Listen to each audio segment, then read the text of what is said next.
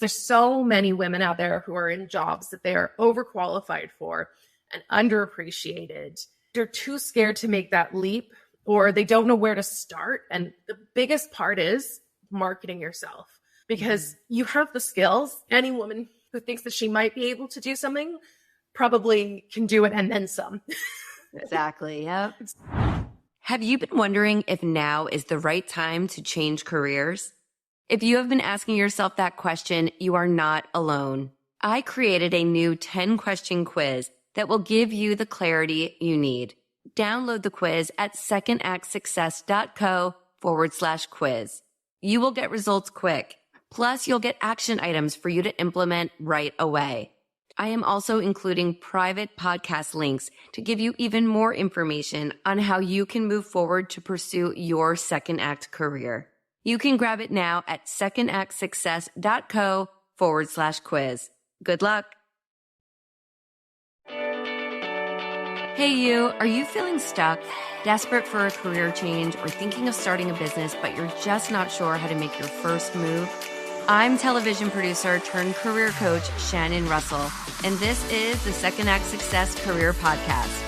This is where you will not only get the career advice you've been craving, but you'll get tips from career and business experts, along with inspiration from others who have made a career transition to find second act success. Let's get started. Welcome to Second Act Success. I am so glad you're here. Now, for those of you who are new to the show, I am career transition coach Shannon Russell. On this episode of the podcast, we will be talking about service-based businesses. So if you are a service-based business owner or wanting to become one, you're in the right place. I am super excited for you to meet social media and email marketing expert, Hannah McCormick. She is also half of the podcasting duo from Showing Up Solo. Hannah is here to share how she went from retail sales to creating a virtual assistant business to now helping service-based business owners show up and get seen online. So many great tips to share with you. So let's get started. All right. Welcome, Hannah McCormick, to Second Act Success. How are you doing? I'm good. Thank you so much for having me. I'm really excited to be here. Let's start with where your first act started. Oh, yeah. Well, I know this is the Second Act Success podcast, but I feel like I'm on my fourth or fifth at this point. A lot of people say that. That's okay. Yeah. I love that. I originally wanted to be a design technology teacher. I grew up in the UK, and so design and technology is a subject here, I think, over in North America. I don't know if you have it specifically, because it's everything from woodworking to electronics to metalworking to textiles. They even threw food in there for a while. No, I don't think we have anything specific like that. In middle school, you could choose metal, woodworking, or like cooking, I think. It's all of those mixed in, and it's basically the design part, like how to draw and how to come up with designs, but then also execution using the tools. And so that's what I went to school for. I went to university to do that very, very specific thing. And then there was a health complication, which meant I couldn't finish my teaching practice. So I trained as a design technology teacher, but I ended up graduating without the teaching qualification. So I just have a product design degree. And there was a lot of things going on at the time, but I basically decided to just move to Canada. It's where I'm from originally. Like I was born here, but I spent 17 years living in the UK. And so then I moved to Canada and basically I had to start from scratch. I'd got a job in retail, and first I was selling clothes, then I was selling shoes, and then I leveled up to jewelry. I was really good, really, really good at sales. In 2010, I was like top salesperson of the year for one of the businesses I worked with.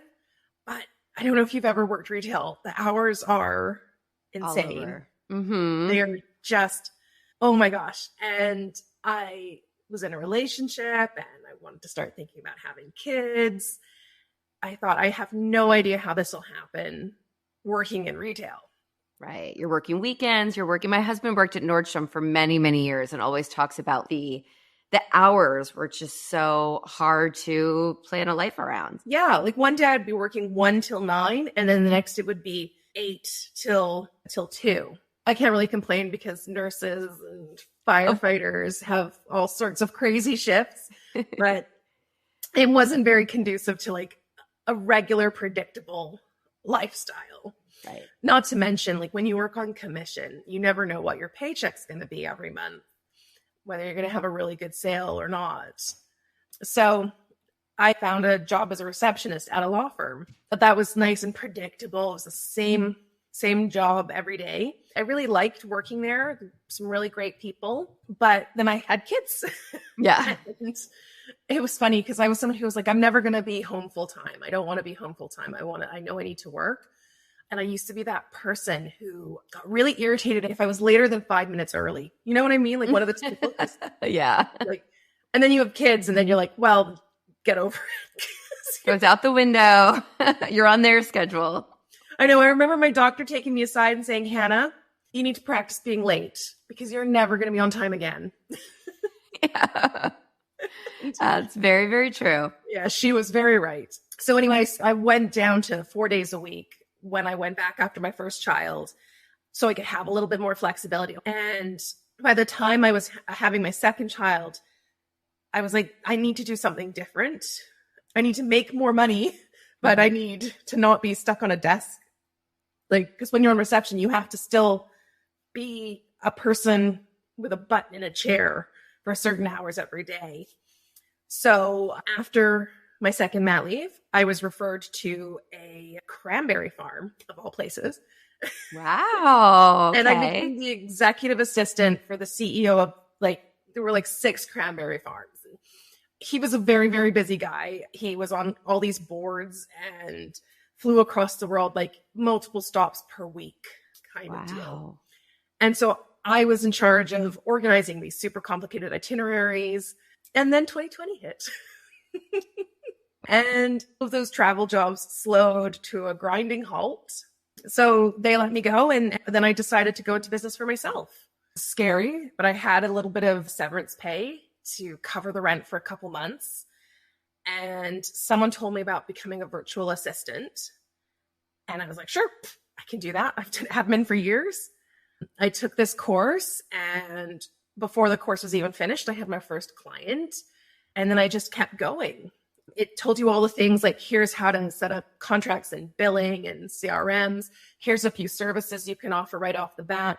Here's how to figure out what services you can offer. Week 1 is to email potential clients, like people you would like to work for, and ask them what kind of services they're looking for. And one of those people that I emailed became my first client. Then you instantly have the confidence. You instantly know, okay, I can do this. I already have my first client. The exciting part was there was a combination for me, the snowball effect of having one client and the pressure of making rent every month. I basically gave myself 40 hours a week. I said, if I don't have client work, I'm working on my business. I'm networking. 2020 was, of course, a wonderful time to network online. So I was showing up to any and every event I could do. I was taking any free training I could do, but I was also working on my marketing as much as possible.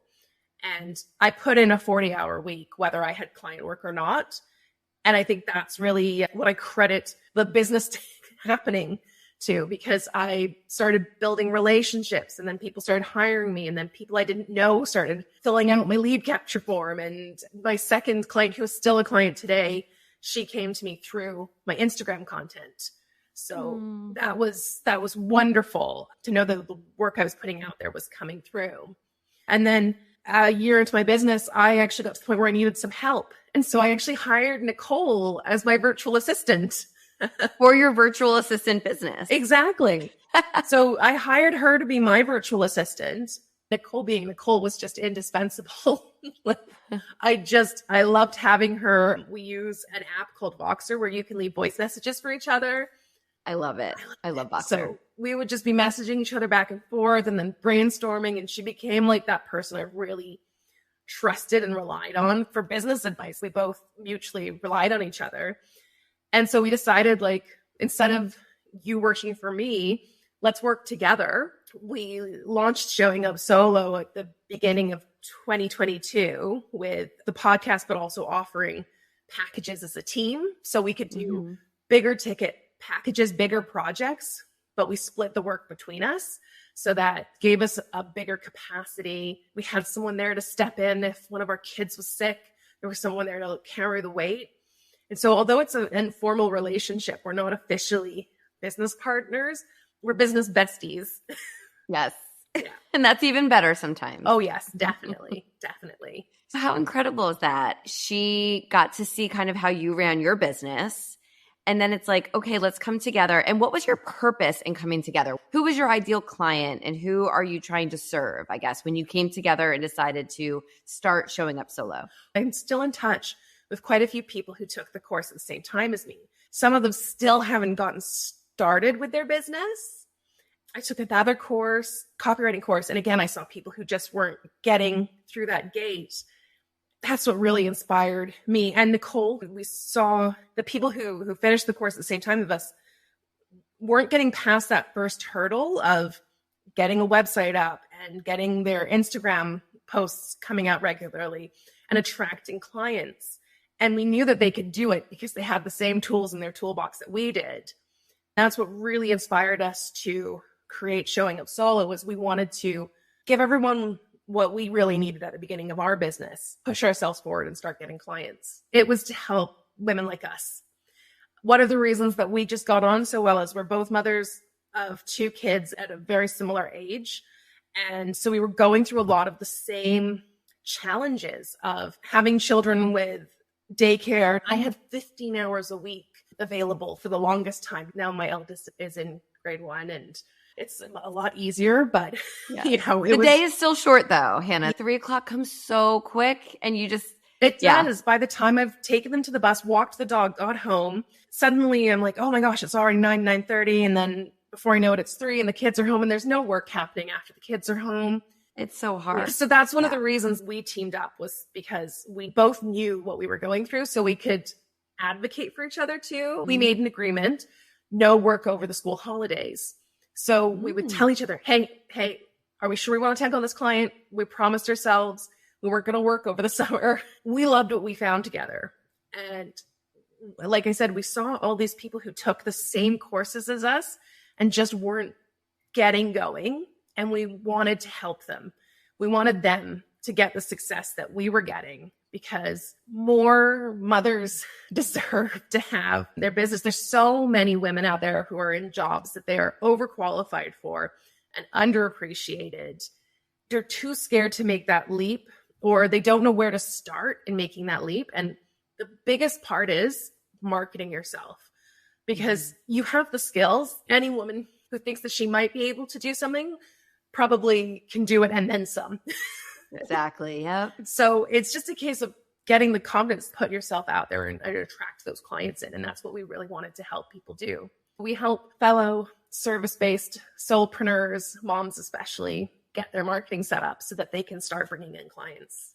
That's incredible. And I wish I knew you guys when I was starting both of my businesses, because it's true. Even when you do have the confidence, there are so many little things that you might not know about setting up all of your social channels, and how often do you post, and do I need an email blast? Do I need a lead magnet? Just all these little things to help grow your business that you might not know. So having someone like you guys to really walk a client through is so immensely helpful. Something that's really interesting actually is, so Nicole's old childcare provider wanted to become a social media manager.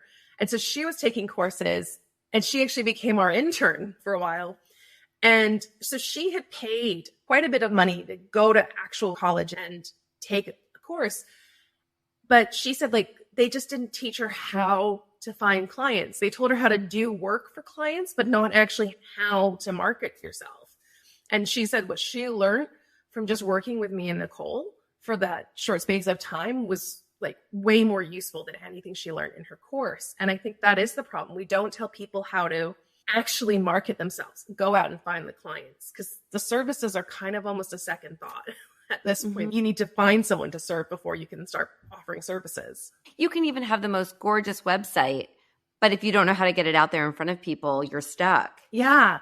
And I think there's this idea that you have to be really perfect and it has to be super sharp and chic. I know so many people who've rebuilt their website several times but never hit publish. I rebuild my website every few months, but it's always live.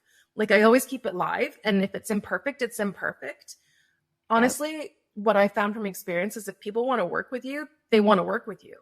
They don't care if there's It's you. It's the person behind the business. Exactly. And the same thing with my social media. Like I look at my early Instagram posts that are the same 6 Canva templates that everyone uses.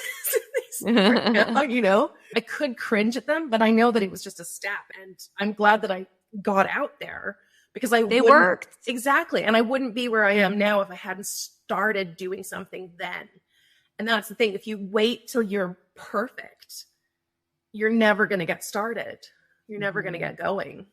So, and there's always room to improve. That's why there's update buttons, right? And delete buttons and edit buttons. You can update your website. You can update your Instagram. You can change things anytime, but having it live is definitely the first step. Yeah. Hey there, my friend. Shannon here, just popping in quickly because I'm wondering, is this episode getting you thinking? Are you starting to come up with ideas for your second act? Maybe it's changing careers, writing a book, starting a business. Whatever it is, I am here to help. You can book a free discovery call with me so that we can chat about your next steps. So head over to secondactsuccess.co/coaching. Now let's get back to the episode. Are you taking clients or are you creating resources and programs for people? So we spent most of last year working on larger projects, helping businesses, and they just had never got all of the back end set up properly. But that was a higher ticket offering, and we weren't able to access the us's. Because it was a higher ticket package. So we launched in October a new offering, which is a coaching program. We call it Set Up for Success, and you'll get one of us one-on-one, and we will work you through figuring out your ideal client, your target market, writing your website copy and getting your website set up, writing your email marketing and getting that set up, and then creating a content bank. So you basically have all of the foundations in place and they're live. That's the important thing. We want you to get it live because once you've got that ball rolling, it's just going to snowball. What has the reception been from clients? Oh, they've really, really loved it. We've had a couple people work through the program now, and the feedback I've gotten is love that it's so step by step. I think it's my dyslexic brain. I created these workbooks that really guide you through the why. Because for me, if you tell me to do something, I'll forget how to do it. But if you tell me why I need to do something, it's why it works, like why it's important, the psychology behind picking an ideal client or how you craft that elevator statement, that tagline. And that's one of the things we've got a lot of feedback on. People have really liked how easy it is to follow that and come out with a result. I think that's the biggest thing is execution is one of the hardest things to do. You can read and read and read, but you still need to actually do it. I think because you've been there, you're going to make sure that your clients actually get their first client or get their things set up. So that's going to be something I'm sure that you really take to heart with your clients. Yes. And that's the other thing that people really have been enjoying is the calls, the one-on-one time, because I don't let people get away with an excuse. One of the ones I hear all the time is, oh, I could offer this, and I could do that. And I'll always be in there with like, yes, but what do you want to do? And I will dig and dig and dig until you come up with the answer you really want. Absolutely. Light bulb moment for her and for her business. Yes, exactly. When you're starting a business, you're just all over the place. Do you think it's that when you're creating a business, especially a service-based business, you want to serve everyone. You want to please everyone. What are some tips that you would give to my listeners ready to start a business? They're ready to go out on their own. How do they narrow down who they want to work with and who they want to serve? I'm so glad you've asked this because this is one of the biggest roadblocks. And I often find there's one problem or the other. One is they're being too nice. They don't want to exclude anyone. And they're worried about excluding people in their language and everything. I work with people who've been socialized as women, typically. But I just signed a contract with the male clients. It's not like I turn them away, but my marketing is still geared towards women. It's okay to be very specific in who you're working with because that's how your ideal client knows it's for them. If you're too vague, if you're trying to include everybody, the message gets muddled and people don't know if it's for them. You want them to know, oh, I'm a service-based solopreneur and I'm a mom. Right. Showing up solo is right for me. And Yes. to come at it from that mindset, you're helping them by being clear. The other side is that people are worried that they're going to be rejected, that no one is going to want their services, that no one's going to hire them. So they want to offer a little bit of this and a little bit of that, kind of like a please like me, there's something I can do for you kind of vibe. Again, that message is getting muddled. The question I always ask people who I know are coming from that perspective is, I don't care about what you can do, because I'm sure there's a million things you can do. What do you want to offer? And I'll try to get them to pick one service. Let's focus on marketing this one. And then you can start adding more in later as you get all of those packages sold up. But for now, pick one thing that you want to do and let's market that, because then you'll see that you've got successes there. You don't end up with those awkward scope creeping clients because you've been clear about what you're offering. I will give you X, Y, and Z for this amount. You feel good going into it. Your client feels good going into it because everyone's on the same page. Your marketing is so much easier because it's the same message consistently. And so you can get those successes early on and then start to expand your portfolio of services. I like that you're saying it's one thing at a time, and then let's experiment. Let's try this. If no one signs up for this, then great. In 2 months, we're going to switch over to this. A lot of solopreneurs want that instant money, and it's going to be a slower process. So how do you advise maybe moms that are leaving their jobs, starting over, and they might not have that flexibility for that interim period? And that is a challenge. Like I said, I was lucky because I had some severance to give me a cushion, but there were some times when I was like, I don't know if I'm going to make rent at the end of the month if I don't sell something. They'll still come along every now and then because when you're doing project-based work, you still need to have another project lined up. Yeah. So my advice would be marketing takes time, 3 to 6 months. Like I would find if I did a big marketing push, it may not be successful at the time, but 3 months later is when I was getting all those discovery calls. In 2020, I did a big push in the October because I was scared about making rent. And I signed one client at the end of October. But by January, I signed 3 more. It was because of that push in October. It takes time for that to get momentum. So don't wait. Market right now. Even if you haven't left your job, start building an online presence now and getting a wait list. If you have a wait list of clients ready to work with you, you're going to feel so much better leaving that job with the safety net. It's never too early to start marketing your services and start bringing up a presence. Even if you're not selling services right away, you're just establishing yourself as an authority or an expert. Yes. Start right away.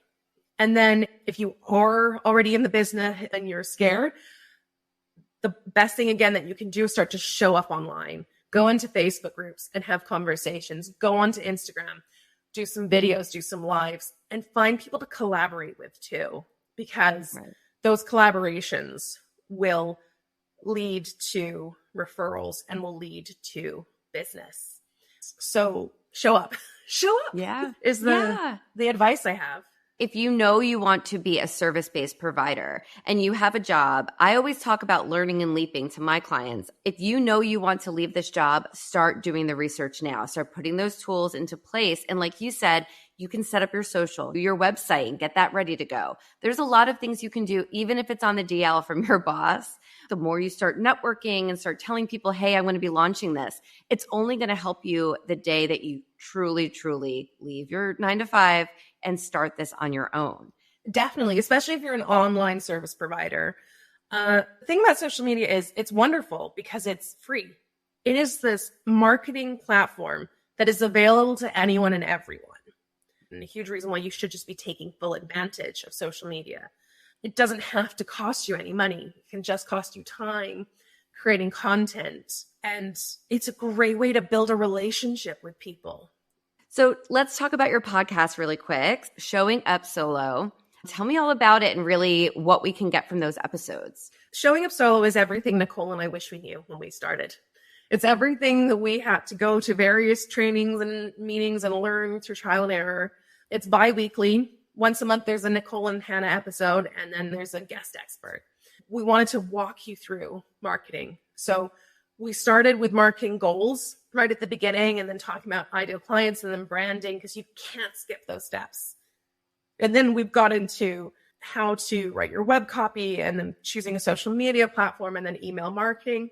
But really, it is everything that you need to know to start marketing. So even if you can't work with us one-on-one or hire us to do it for you, you could sit down and just binge Showing Up Solo, and you would know enough to get going and get yourself out there and start selling your services. What a great idea to just start watching from the beginning, catch up, and feel like you can really build your business along with listening to the podcast or watching the podcast. Yeah, that's one of the reasons we did both, is because, sometimes your only chance to listen to content is whilst you're walking the dog, so we wanted to have audio content, or maybe you have to have the TV on while you're doing the dishes, or watching your phone while you're cooking. So we wanted to have it available to as many people. But yeah, you should be able to find the answer to most of your marketing questions and make it really easy to follow. Well, I just want to thank you so much for what you're doing to help people show up solo, because it's easier to be with a partner. But when you are completely alone, it really is like an extra barrier, I think, to get you to launch and to get you to start. So I love that you have all of these resources and that you yourself and Nicole are there to help solopreneurs really take that leap, make something for themselves, and get started. Well, thank you. Thank you. And thank you so much for having me on the show. Absolutely. And I'm going to link to every way that our listeners can get in touch with you guys, watch the podcast, watch the video cast. I'll link to it all in the show notes. And yeah, thank you so much for all this great advice today. I think it's going to really help a lot of our female listeners, our moms out there that just want that change and don't know how to find it. So thank you so much, Hannah. Thank you so much for having me. This has been wonderful. Thank you to Hannah McCormick for sharing so many wonderful tips for those of us who are running or thinking of launching an online business. To get in touch with Hannah and check out her podcast, go to showingupsolo.com. And all of the links will be in the show notes below this episode as well. If you found some value in today's show, please share this podcast with a friend. You can take a screenshot, share it on Instagram, and tag me. I'm at Second Act Success, and I would appreciate it so much. Now, I will be back again soon for a new episode and more inspiration on how you can start your second act very soon. Make it a great day, my friend. Thank you for joining us. I hope you found some gems of inspiration and some takeaways to help you on your path to second act success. To view show notes from this episode, visit secondactsuccess.co. Before you go, don't forget to subscribe to the podcast so you don't miss a single episode. Reviews only take a few moments, and they really do mean so much. Thank you again for listening. I'm Shannon Russell, and this is Second Act Success.